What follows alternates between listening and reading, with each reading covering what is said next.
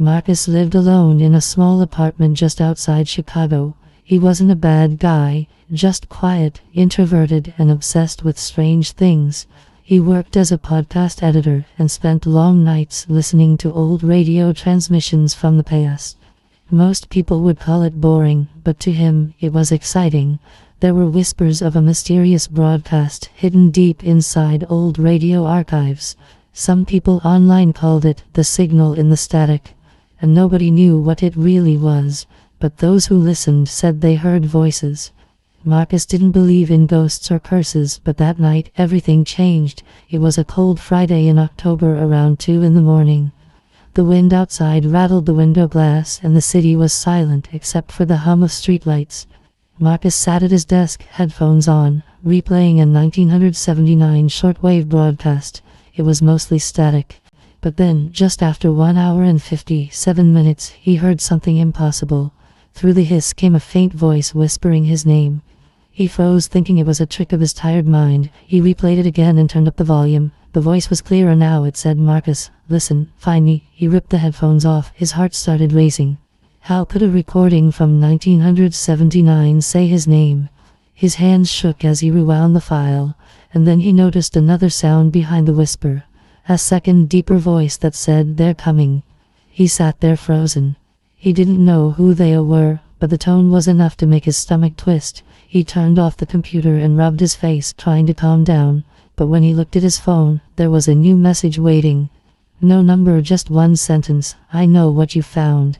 The text made his blood run cold. He tried to reply, but the screen went black. Then from the corner of his eye, he saw movement near the window. He turned and saw a pale face staring in from outside, eyes black, skin gray.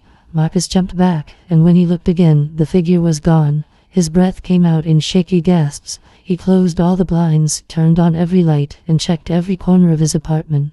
Nothing, just silence. He sat down again, trying to convince himself he imagined it. But when he pressed play on the recording, the static flared up on its own. The same whisper screamed this time, "Find me, they see you." The speakers popped, and his lights flickered. His computer monitor flashed white, then black, then displayed a single phrase between the signal and the silence. The power went out completely, leaving him in pitch darkness. His phone buzzed once more. This time the message said, "I'm here." Then came a knock at his door. 2 slow, heavy knocks. Marcus's heart nearly stopped. He didn't move. The knock came again, louder. He wanted to yell, but no words came out.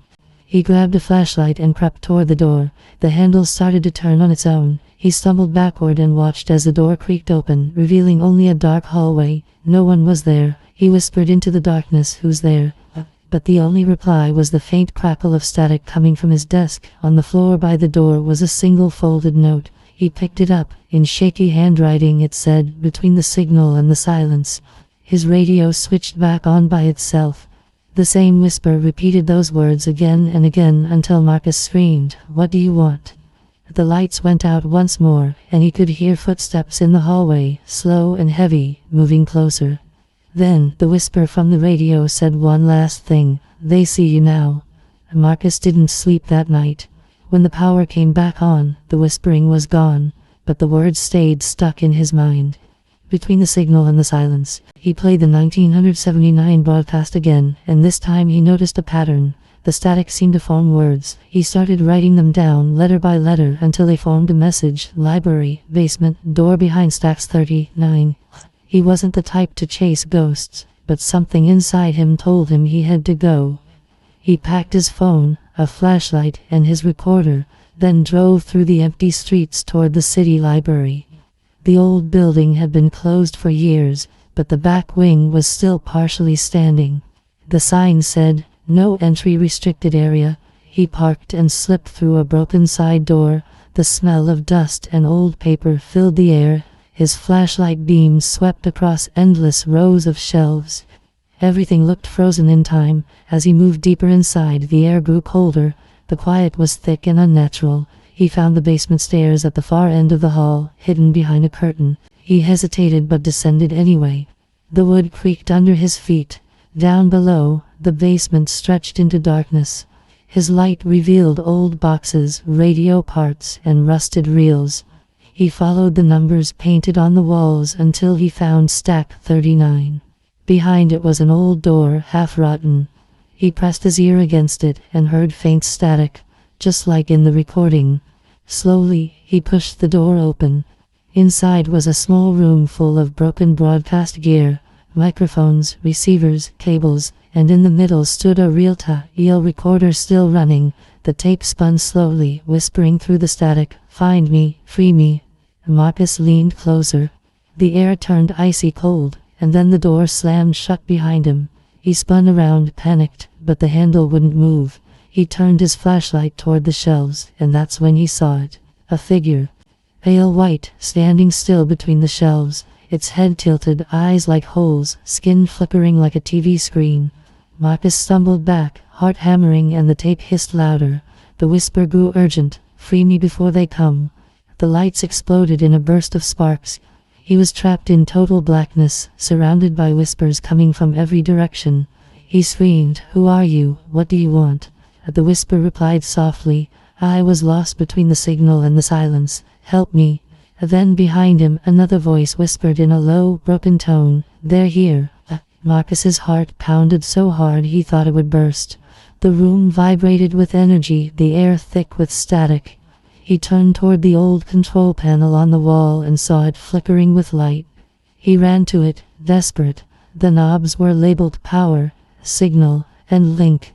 The voice from the recorder screamed, "Now, before they take you too." He didn't know what he was doing, but he flipped the switch. The machines came alive, wires sparking and humming. The air pulsed with energy. The static turned into a deep roar that shook the floor. The pale figure appeared again, now inches away, reaching toward him. Marcus twisted the final dial labeled silence. The world exploded in white light. He felt his body freeze, his mind slipping somewhere between noise and nothingness. Voices shouted all around him, overlapping like hundreds of people whispering at once. "Free me, set us free," between the signal and the silence. Then came a burst of static so loud it made his ears bleed. He screamed, slammed the main switch, and everything went dark. When the light returned, the figure was gone. The tape recorder had melted, the wires were smoking, and the room was silent.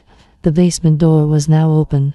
Marcus stumbled up the stairs, coughing, and when he reached the main floor, dawn was breaking outside. The city felt wrong, too quiet, too still. He got into his car and drove home without looking back. At his apartment, he collapsed onto his chair. His phone buzzed. A new message appeared from an unknown number. It said, "We see you." He stared at it, terrified, and dropped the phone. The radio on his desk suddenly turned on by itself. No stations, just static. And beneath that static, one final whisper. Between the signal and the silence. The screen on his monitor flickered once, and his reflection looked different. His face slightly delayed like an echo in time. He reached forward, trembling, and turned off the power completely. The room went quiet. He closed his eyes, trying to breathe, but in the silence that followed, the faint hum of static began to rise again, soft and distant, as if something, or someone, was still trying to reach him. And somewhere deep inside the static, a voice whispered again, "They are waiting."